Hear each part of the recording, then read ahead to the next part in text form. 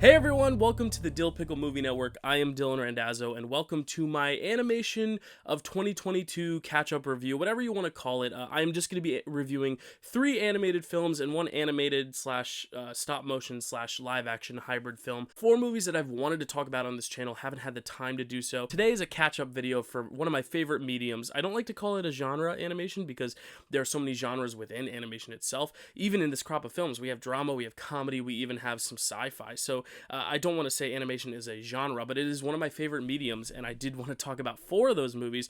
Those 4 movies being the 2 Pixar films from this year, Turning Red and Lightyear, the new Illumination film, Minions, The Rise of Gru, and the new A24 film, Marcel the Shell with Shoes On. We're going to go to the oldest film first, and that is Turning Red. It has been a long time since Turning Red came out. I can't even believe it came out this year, but it did come out earlier this year on Disney+.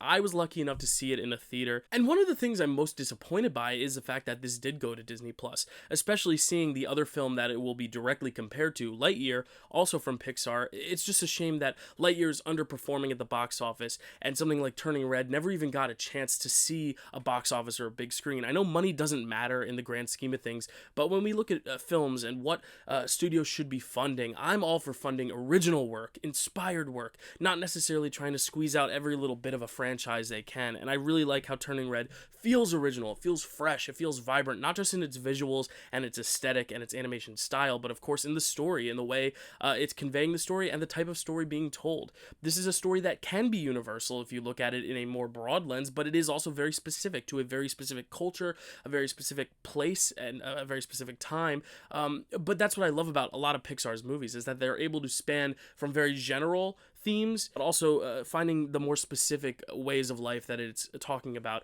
In this sense, it is about a 13-year-old girl living in Toronto. Her name is May, and she's experiencing, obviously, the awkwardness of being a teenager, and that's where I talk about the general relatability of this film. Everyone can relate to its themes, but the more specific awkwardness in her life is that she turns into this giant red panda, and I don't want to go too far into the plots of these movies because, A, if you haven't seen them, I don't want to spoil them, and B, because some of them have been out for a while, you might have already seen them and don't need to hear about the plot, but I just really love this as an allegory for puberty and growing up and what it means to have these changes going on in your life, both with your body physically, but also with your relationships with your friends and your parents. I think we're seeing a lot of that in media today. I mean, you look at Miss Marvel on Disney+, a series that's airing now, and you just see those family dynamics and that particular story, and you look at something like Inside Out, where it was much more internalized in this little girl's brain, but it's very much about the coming of age experience. And what I like that Pixar is doing, especially in this film,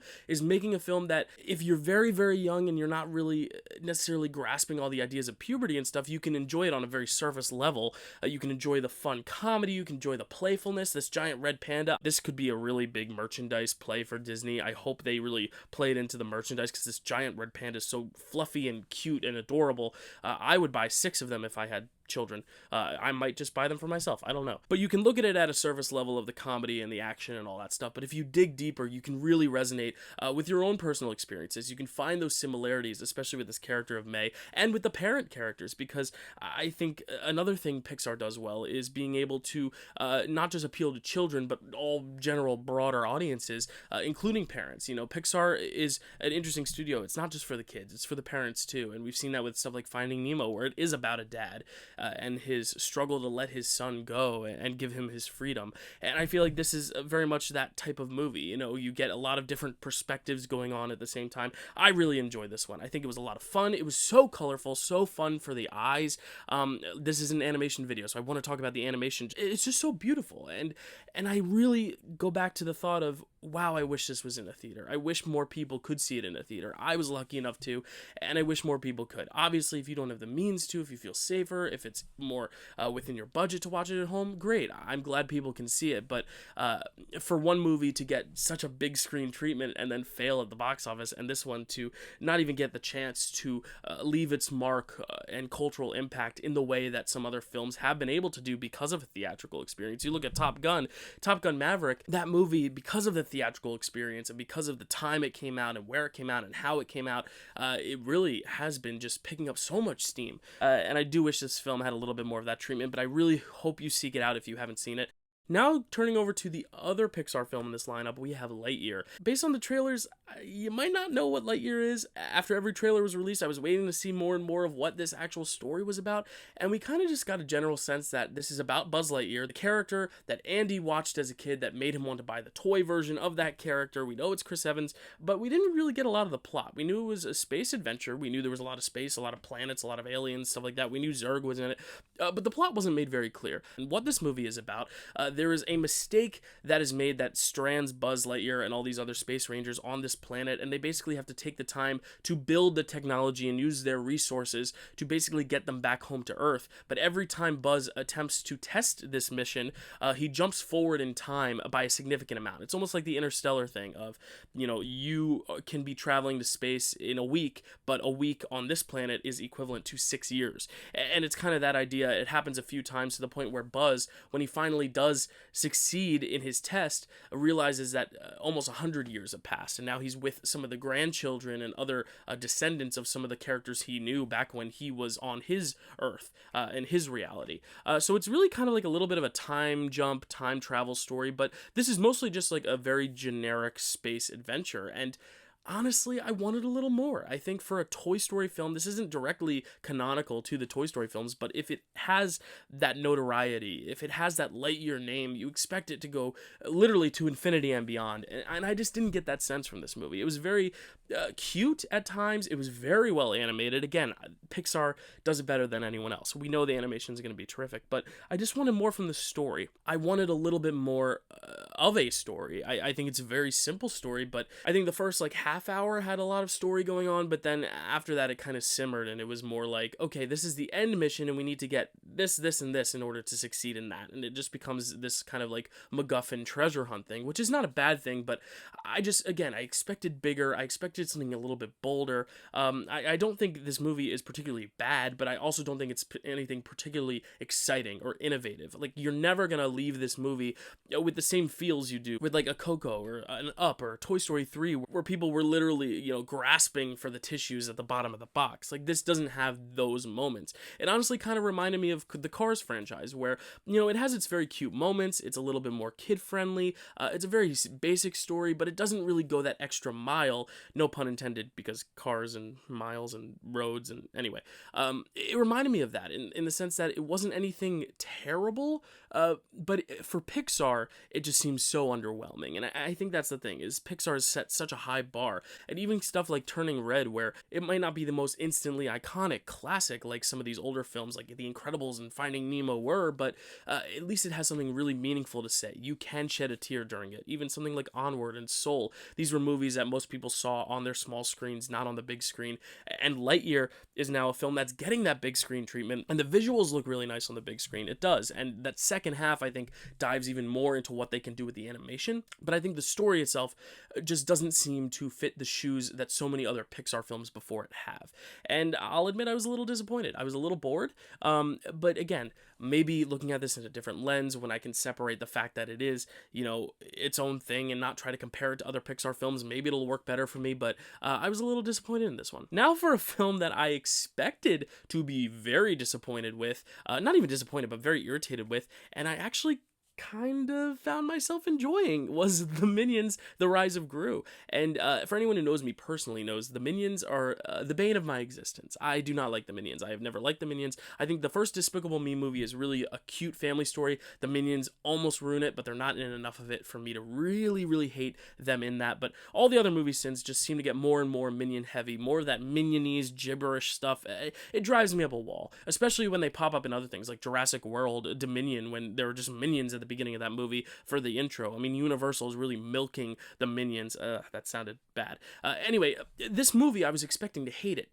But I think when you have an expectation so low, that's when the best surprises come. And I'm not saying the Minions Rise of Gru is a masterpiece by any means, but I think if you go into it with a more almost pessimistic view of like, oh, this is going to be crap, maybe you might enjoy it. I did. I don't think this is a revolutionary piece of cinema, but I found myself having a fun time. This explores the chapter before Despicable Me, where Gru is, a young kid working with these minions for the first time. He wants to be part of this big supervillain organization, but then the supervillains basically turn on him. He basically gets kidnapped, and the minions have to save him. And what I liked about this movie is that it wasn't 100% Minions all the time. The Minions movie, Minions from 2014 or 15, that was very much just Minions front and center the whole time. Here, the Minions were a big part of it, but it was mostly Gru's story, and then at the second half of the movie, they kind of had the Minions take a more central role, and I kind of liked that a little bit more, because I could ease into the story, ease into the comedy better. Even the childish Minion stuff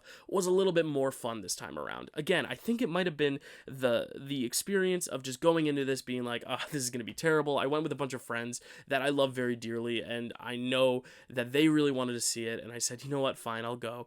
And it was actually a fun time. It was very funny to see people walk in with suits and really commit to the meme of it all. And nowadays, sometimes just a fun theatrical experience can also just enhance a movie-going experience. I mean, kids were roaring with laughter in this. Lightyear, there wasn't a single peep to be heard in my theater, and other movies this year that were branded as comedies, something very recently, Thor: Love and Thunder, not very many laughs in my theater. Here, there were a lot of laughs in the theater. It was a very active audience, and I think that can really also enhance the experience.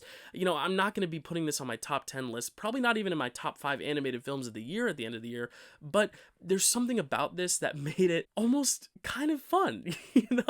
I really did enjoy this. And yes, it's stupid, but it's the right kind of stupid to where they knew what they were doing, they had a goal, and they executed it well. And I think for Minions, this is as good of a Minions movie as they could have made at this state of what blockbusters are, where you're trying to make a buck, you're trying to appeal to kids, you're trying to give them something very bright and colorful. Honestly, this had a lot of bright colors, a lot of inspired jokes and designs. I don't recommend it necessarily for its quality, but I do think you could find a way to have a fun time at this movie. I don't think it's necessarily the evil that I thought it would be going into it. And if you have an IHOP close by, if you're watching this video, it's probably still active, but they have a really good Minions menu. They have a lot of fun little treats on that menu. The group of friends that I was with went to an IHOP afterwards where we ordered some Gru burgers and Minion milkshakes and cold Gru iced coffee. It was a really fun time, and I think if you can make a fun time out of the experience of going to Minions, I do recommend it. Maybe pregame it a little bit. I don't know. Lastly, we're going to be talking about what is undoubtedly my favorite movie of these 4 films, and maybe even one of my favorite movies of this year and any year, and that is Marcel the Shell with Shoes On. Dean Fleischer Camp made these little short films a few years ago about this little shell named Marcel, voiced by Jenny Slate. She was also involved, I believe, in the creative process, just trying out these little voices, and this was a cute little character that she and Dean made up, and they released these little 5-minute clips. You can find them on YouTube. Actually, I implore you to watch them and then come back to this video. Did you watch them? Good. I always had such a fondness for this cute little quirky comedy, Marcel the Shell with Shoes On, a little short film series. And when they announced they were making a full-length feature, I said, I don't know. I just don't know if this lends itself to the big screen, and I was so wrong. This is exactly what an adaptation from short to feature-length film should be. You take the very basic and charming nature of the comedy, and you just try to expand on it and make it a more universal and thematic experience. And this film, there were so many themes to draw from. The premise is that Marcel basically loses his whole family. They are in a sock drawer when the couple who owns the house they're in basically has a fight, and the man packs up all his stuff into a suitcase and leaves, and packs up the entire family except for Marcel and his grandmother. I think a lesser filmmaker would have probably just made it a very basic premise of Marcel trying to find his family, and there are elements of that in this film, but the real crux of this film is this relationship between Marcel and his grandmother, because Marcel is very selfless. He has a shell, but he is not very shellfish, and he cares so much about his grandmother, and you start to see how there's this conscience on each shoulder, one that is saying that you must stay and take care of your grandmother and give her the best life, but another part of him that is longing for something more, and you see how this relationship evolves. And it was a really, really beautiful and poetic film about relationships, about familial relationships, especially between grandmother and grandson. I am very close to both my grandmothers. I lost my great-grandmother a few years ago. I'm very close to my whole family, so this movie just really resonated to me. It's one of those movies that just loves family and embraces the idea of family, both family that we have and that we've lost. And I think this is a very poetic film. It doesn't really try to hit you over the head too hard with these themes, but by just simply existing and living in this very quiet, calm, serene world, we're able to kind of just get this total grasp of the themes at hand. This is one of those films that feels just so quaint and so tiny and so small, but with so much huge resonance underneath the surface. It is the epitome of a big thing in a small package. And I really don't want to go into any more details about this film because there are twists. I mean, not crazy like jaw-dropping Sixth Sense twists, but there are little plot turns and things that happen, fun little cameos at times, just moments that happen with Marcel in his life and where he ends up in this film, and also the meta use of the videos themselves that became so famous on YouTube, using those as a part of the narrative as well. It has a lot to say about fame as well, and how we digest social media and what it means to be an influencer and famous on the internet. I mean, it tackles so much, and it's such a small, sweet little film, and I think that's just the power of it, is that it doesn't need to be anything huge and broad, but it can convey just as much as your 3-hour epics that are these long, dramatic, epic stories. You know, this in just an hour and a half did the job of 1,000 films 10 times over. And I think this is one of those films that when I look back on this year, and when I look back at just A24's overall work, I think this is one of the most unique works I've seen of theirs. It is not fully animated. It is part of this animated video, but there are live action bits. Dean Fleischerkamp himself does have a role as this documentarian who's basically filming Marcel's everyday adventures. There's a good 5 or 10 minutes in the beginning just devoted to that, watching Marcel just have this whole house to live in and what he does to walk around and to communicate. And, you know, Marcel, he tends a garden with his grandmother. You know, he plucks fruits off the trees using a rope connected to a blender. Like, a very, very interesting world.